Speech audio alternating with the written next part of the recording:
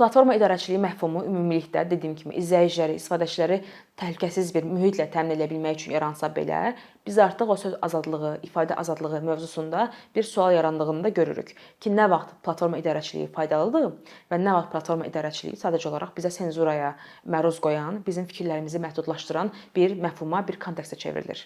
Və biz platformalarda böyük bir alqoritmik sistemlərin də olduğunu heç vaxt unutmamalıyıq. Çünki platformalar artıq nəyin silinib, nəyin silinməyəcəyini deyil, nəyin kimlərə nə qədər böyük bir miqyasda insana göstərilib, göstərilə bilməyəcəyinə də qərar verir və burada əslində bütün mövzu, sual burada yaranır. Çünki biz bu qanuna uyğunluqla baxanda görə bilərik ki, bəzi marjinallaşdırılmış qrupların səsi kəsilə bilər platformalar tərəfindən, aktivizm kimi qəbul oluna bilən hər hansı bir şey birdən-birə təhlükəli və insanları qütbləşdirən bir şey kimi qəbul edilə bilər.